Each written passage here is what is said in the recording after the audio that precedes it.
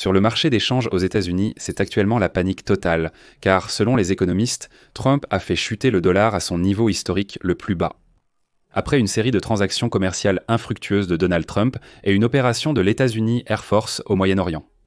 Le dollar américain est tombé à son plus bas niveau depuis 3 ans, tandis que les indices de boursiers mondiaux ont atteint un deuxième record en 3 jours. Jeudi, après l'annonce selon laquelle Donald Trump prévoyait de remplacer en urgence le président de la Réserve fédérale américaine, ce qui a alimenté les spéculations sur une baisse des taux d'intérêt aux États-Unis. En gros, on va maintenant essayer de comprendre ce qui se passe avec le dollar, parce que je suis sûr que vous avez déjà vu les infos disant que le dollar est vraiment en train de chuter. Je m'appelle Alexei Pesci, aujourd'hui nous sommes le 26 juin. Ensuite, nous allons tout voir dans l'ordre. Mais avant de commencer, je vous demande de vous abonner à cette chaîne, de mettre un like, d'écrire n'importe quel commentaire et surtout de vous abonner à la chaîne Telegram. Le lien se trouve dans la description de cette vidéo. Là-bas, nous publions des actualités en temps réel dès qu'elles arrivent. Alors, aujourd'hui, les marchés boursiers tirent à la sonnette d'alarme à cause de la chute incroyable du dollar américain. Comme le rapporte, la vente massive de dollars s'est poursuivie après que le président des États-Unis a appelé la Réserve fédérale à baisser les taux plus rapidement. Il envisage l'idée de choisir un remplaçant pour le président de la Réserve fédérale, Jerome Powell, dans les prochains mois. Avant sa démission officielle en mai de l'année prochaine, Donald Trump et Jerome Powell étaient déjà en conflit depuis longtemps, car le chef de la Réserve fédérale n'est pas pressé de baisser les taux, étant convaincu que cela mènerait inévitablement à une récession.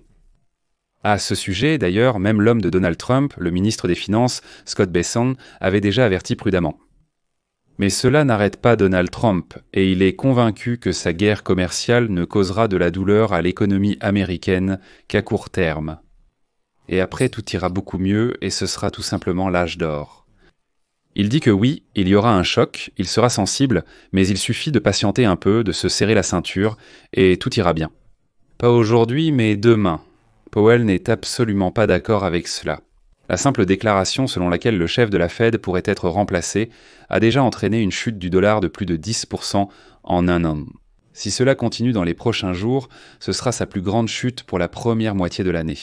Depuis le début. Depuis le début des années 1970, en fait depuis l'époque des monnaies à taux de change flottant. Mais pour l'Europe, c'est vraiment un bon signal. Je vais expliquer pourquoi. Les actions européennes ont de nouveau augmenté sur fond de signes indiquant que le cessez-le-feu entre Israël et l'Iran est respecté. Et les dirigeants de l'Union européenne se préparent à exposer leur position concernant les négociations avec les États-Unis sur les tarifs commerciaux à l'approche de la date limite fixée par Donald Trump au 9 juillet. Et maintenant, on peut vraiment voir que durant le dernier mois, l'euro en tant que monnaie ne fait que se renforcer par rapport au dollar américain. Et comme le disent maintenant les économistes, le plus frappant dans la tendance du dollar au cours des 6 dernières semaines, c'est que pratiquement dans n'importe quelle situation de marché, le dollar a du mal à se renforcer. Et cela peut indiquer une sorte de déclin structurel, où toute déclaration négative provoque déjà un choc. Et les investisseurs sont actuellement aussi négatifs envers le dollar qu'ils ne l'ont été depuis la pandémie. C'est une situation terrible, car quoi qu'il se passe sur le marché, il est très difficile pour le dollar de se renforcer. Au mieux, il peut stagner et ne pas baisser, mais il est très difficile de se renforcer. L'Europe, dans ce contexte, jubile quand même. Les traders de l'euro ont été encouragés par les résultats du sommet de l'OTAN mercredi, lors duquel les pays membres de l'Alliance ont accepté de consacrer 5% du produit intérieur brut à la défense, dont 3,5% seront alloués aux troupes et à l'armement, et 1,5% à des mesures plus douces liées à la défense. Tous les plans visant à consacrer 5% du produit intérieur brut à la défense s'étendent sur 10 ans. Donc en Europe, les marchés se portent très bien, et en Asie d'ailleurs, tout va aussi plutôt bien. Celui de Tokyo a bondi de près de 2%, atteignant son niveau le plus élevé depuis janvier. Alors que l'indice le plus large des actions de la région Asie-Pacifique en dehors du Japon a également augmenté. C'est-à-dire, comme vous le comprenez, les marchés européens et asiatiques demain se sont remis de ce choc de la guerre commerciale de Donald Trump. Ils se sont adaptés, ont déjà pris des précautions et tout s'équilibre pour eux. Mais le dollar américain, lui, a vraiment chuté. Pour revenir au marché des devises, le franc suisse s'est renforcé jusqu'à atteindre un maximum sur 10 ans, tandis que le yen japonais s'est également à nouveau renforcé, passant sous le seuil de 144 yens pour $1. En bref, en ce moment, il semble que presque tous les marchés se portent bien, mais que le marché américain, lui, va vraiment mal. Actuellement, les attentes augmentent quant au fait que la Réserve fédérale va bientôt à nouveau baisser les taux d'intérêt aux États-Unis après les récentes données mitigées. Cependant, les critiques de Donald Trump envers la Réserve fédérale pour ne pas agir assez rapidement s'intensifient également, et Donald Trump a à plusieurs reprises critiqué le président de la Fed, Powell. Et son idée de nommer un successeur bien avant que Powell ne quitte son poste jette en fait une ombre sur le président de la Banque centrale américaine, ce qui pourrait affaiblir sa position.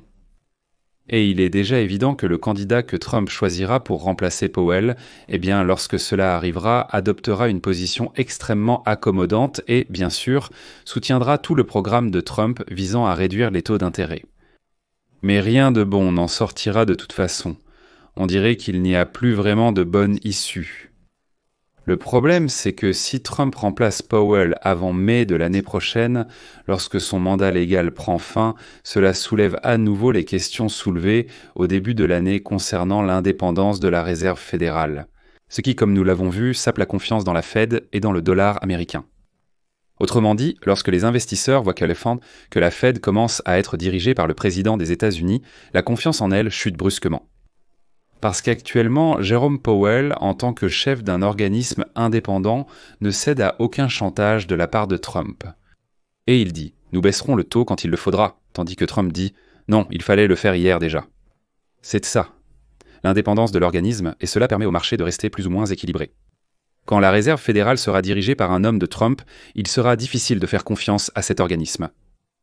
Actuellement, l'indice du dollar, qui mesure le taux de la monnaie américaine par rapport à 6 autres devises, est à son niveau le plus bas depuis mars 2022 après sa chute. Cette année, le Trump et les marchés surveillent également de près l'approche de la date limite fixée par Trump au 9 juillet pour la conclusion des accords commerciaux.